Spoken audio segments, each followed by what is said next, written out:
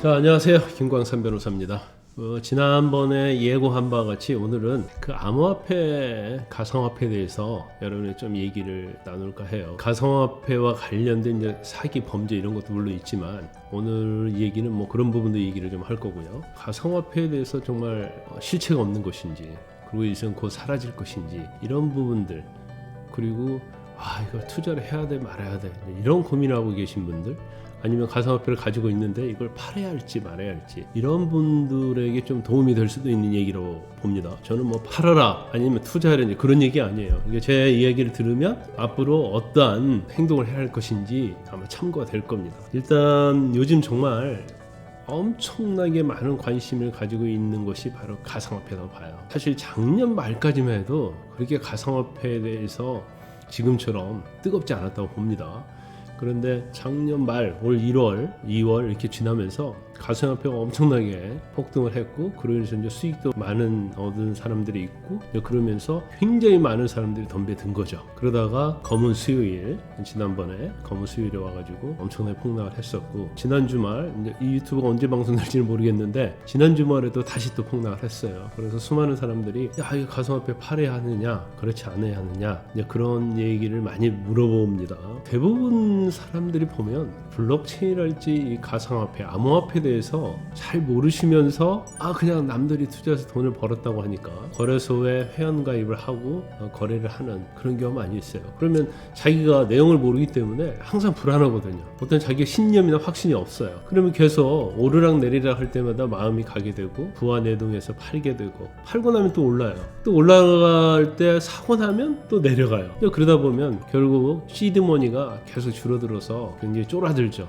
그러면 난 이제 더 이상 이거 하지 않는다고 생각하고 다 팔아치웁니다. 그럼 내가 팔아치운 다음에 이제 가상화폐는 또 폭등을 해요. 그러니까 굉장히 스트레스 받고 힘이 든 거죠. 사실 뭐 가상화폐가 됐건 우리가 월급을 받던 밖에서 일해서 돈을 벌든 돈 벌기 굉장히 어려운데, 가상화폐는 더욱더 좀 위험성이 굉장히 있다. 왜냐하면 지금 가상화폐와 관련된 것이 초기라서 변동폭이 굉장히 많다, 이렇게 볼 수 있는 거죠. 그래서 저는 오늘 이제 블록체인하고 가상화폐에 대해서 좀 얘기를 하면, 일단 암호화폐, 가상화폐, 이것은 블록체인에 기반한 거잖아요.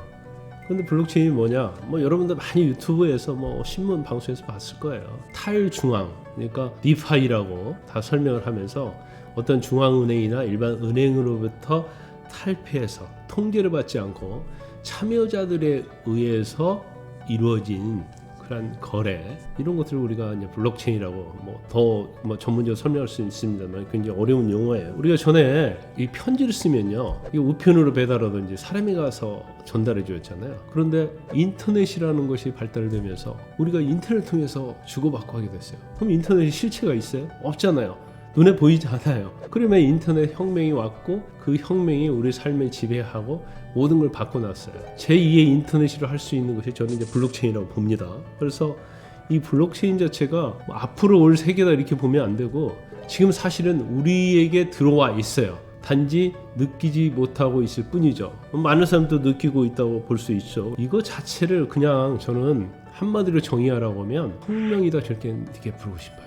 그리고 일종의 자유다. 왜냐하면 중앙으로부터 통제받지 않기 때문에 자유잖아요. 그리고 기존에 우리가 살아왔던 그러한 삶을 성들이째 바꿀 수 있는 그러한 디지털이기 때문에 이건 혁명이라고 볼 수 있다, 저는 그렇게 봅니다. 근데 우리가 역사적으로 보면 말이죠, 혁명이 성공한 적도 있고 성공하지 않은 적도 있어요. 혁명이라는 것은 정말 어려운 거거든요. 왜냐하면 기존의 기득권을 없는 것이 바로 혁명이에요. 그 혁명이 쉽지 않죠. 하지만 결과적으로 시대적 흐름을 보면 그 혁명이 추구했던 방향으로 다 가고 있고 있을 수밖에 없다는 거예요. 사실 블록체인이 이제 우리 사회적 전반적인 그런 분야에서 이 분산된 기업들이 어떻게 이 사회의 주도권을 갖게 될 것인가, 우리가 들어보지도 않는 이러한 기업들이 주도권을 갖게 될 거에 대해서 믿음이 우리는 사실 없는 거죠. 그럴까? 그럴 수 있을까? 그렇지만 우리가 인터넷 혁명이 있으면서 성장 기업들이 있죠. 한국에서는 어떤 기업이에요? 카카오, 네이버를 줄 수가 있고, 외국에서는 아마존, 구글, 페이스북이에요. 그러면 그런 기업들이 인터넷 혁명이라는 거품 속에서 사실은 살아남아서 이처럼 세계 최고의 기업들이 된 거거든요. 블록체인도 마찬가지로 봐요. 결과적으로 이 블록체인에 개발하고 또 여기에 의해 의거해서 한 그런 사업들의 어떤 그런 기업들이 결과적으로 아마존이랄지 구글과 못지않는 그러한 엄청난 기업으로 변모를 할 것이라고 저는 확신을 하고 있습니다. 그렇기 때문에 블록체인은 그건 피할 수 없는 거고, 그럼 블록체인에 기반한 코인은 어떨 것인가? 저는 아까 자유란 얘기를 했잖아요. 우리는 어떻게 보면 중앙은행이나 또 은행의 거래를 통해서 사실은 통제를 받고 있거든요. 그리고 중앙은행에서 돈을 많이 찍어내요. 그러면 우리가 가지고 있던 돈은 어떻게 되죠? 가치가 하락을 해요. 심지어 어떤 사람은 쓰레기가 된다는 얘기 표현하잖아요. 그래서 결국 돈의 가치를 국가나 중앙은행이 만드는 게 아니고 우리가 만든다는 거죠. 개인 대 개인이 만든다는 거예요. 그게 바로 블록체인이고 거기에 기반한 이제 코인이다, 이렇게 볼 수가 있어요. 그래서 잘 아시는 분들은 이제 코인 간의 스왑 그런 걸 한번 들어가서 해보면 이 기술이 어마어마하다는 걸 알 수가 있어요. 스테이킹, 그러니까 코인 자체를 내가 사고 팔고 할 뿐만 아니라 맡겨서 이자를 받는단 말이에요. 우리가 개인 대 개인이 송금할 수가 있잖아요. 은행이나 어떤 기관이 플랫폼이 개입하지 않아요. 물론 블록체인이라는 일종의 플랫폼이라 볼 수도 있겠지만 실체를 갖추게 되면서 우리 삶 속에 굉장히 깊게 들어오고 있다, 이렇게 봅니다. 결과적으로 우리가 많이 들었던 메타버스랄지, 메타버스 안에서도 이런 가상화폐랄지, 아니면 이제 전 세계적으로 지금 가장 대표적인 게 비트코인, 이더리움, 리플 이런 거잖아요. 또 한국에서는 클레이튼, 이러한 코인들이 메인을 이루게 되고 결과적으로 중앙은행에서 발행한 화폐와 별도로 통용이 될 거라고 봐요. 그래서 이건 없어지지 않는다. 단지 암호화폐 거래소가 상당히 많이 있는데 거기에 수많은 코인들이 상장이 돼 있죠. 그런데 검증받지 않는 코인들이 굉장히 많아요. 그래서 그 코인들이 특히 페이퍼 컴퍼니를 통해서 상장을 하고 경우에 따라서는 하루에 10배, 20배까지 올렸다 내렸다는 코인들이 있죠. 이제 그런 코인은 사실은 믿을 수가 없죠. 코인에서 어떤 코인이 앞으로 생존을 할 것인지, 어떻게 주도를 할 것인지, 그것을 우리가 아는 것이 조금만 공부하면 어렵지는 않습니다. 그런데 무턱대고 너무 가격 변동폭이 많은, 그리고 가격이 싼 그런 것들 찾다 보면 결국 깡통을 찾는다랄지 자기가 가진 시드머니가 다 날아갈 수가 있어요. 그래서 이제 투자에 관련해서 한 말씀 드리면, 무엇이든지 초기에는요 스마트머니가 들어옵니다. 그러니까 그것을 처음에 아는 사람들이 들어와서 투자를 하죠. 그 다음에 그게 상당히 알려지게 되고 투자로서 가치가 있게 되면 이제 기관이 들어오게 돼요. 이 기관이 들어오게 되면 이 미디어들, 언론에서 계속 그거에 대해서 떠들어대죠. 그러면 일반 대중들이 관심을 갖게 되고, 그러면서 버블이 형성이 되면 탐욕과 환상이 오는 거죠. 아, 저걸 내가 사서 10배, 20배. 그러다 보면 거품이 형성되고 또 거품이 깨져요. 거품이 꺼져서 폭락을 하게 되면 또 미처 몰랐던 다른 참여자들 들어오죠. 그럼 다시 반등을 해요.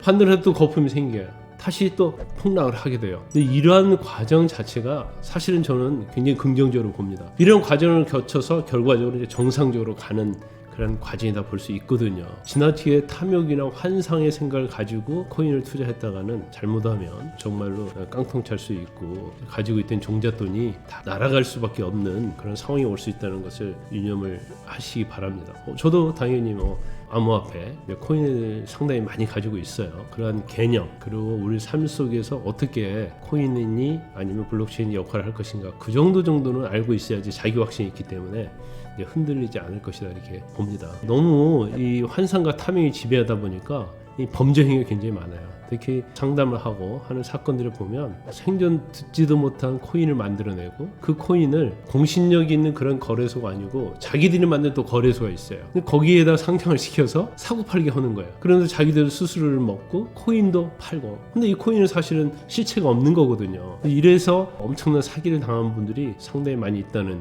이런 범죄 유형이 있고요. 또 하나는 다단계식 코인 사기가 있습니다. 지금 코인이 엄청나게 유행을 하고 관심이 많으니까 1억을 주면 어떤 코인을 최저가로 싸게 사주겠다. 그래서 이게 거래소에 상장이 되면 10배, 100배, 1000배도 될 수 있다. 이런 유혹을 하는 거죠. 근데 절대 그런 유혹에 속으면 안 돼요. 이것은 100% 사기입니다. 정말 내가 공부를 해보니까 어떤 블록체인이랄지 아니면 암호화폐의 어떤 전망이 바꾸고 향후에 있어서 우리의 삶에 있어서 주도적인 역할을 할 것이라는 확신이 들면, 일단 공신력 있는 거래소를 선택하시고 그 거래소에 상장되어 있는 코인 중에서 정말로 없어지지 않을 코인, 상당히 블록체인으로서 면모를 갖추고 있고 거래도 많이 되고 공신력이 있는 그런 코인을, 중요한 것은 저가에 구입하는 거죠. 저가에.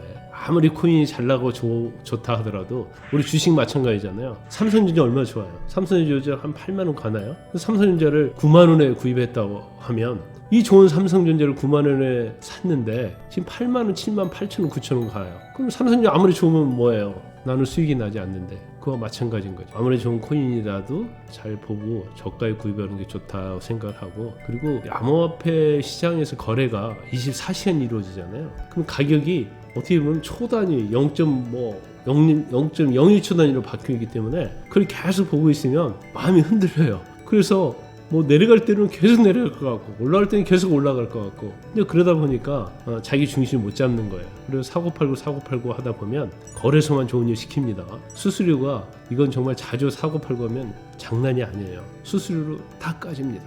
그리고 낮게 팔고 추경매수 높게 사고, 그러다 보면 돈은 신기루처럼 없을 수 있어요. 자기가 가진 그 소중한 돈이, 그런 것을 유념하시고 판단하시기 바랍니다. 다음 편에서는요, 성범죄로 인해서 이제 고소를 당하게 되면 죄를 지었든 또 짓지 않았든 간에 이제 엄청난 스트레스와 이제 경제적 부담, 이런 것들이 사실 말로 형언할 수 없거든요. 고소를 막을 수 있는 방법이 있는 것인지, 이 부분에 대해서 말씀을 드리도록 하겠습니다.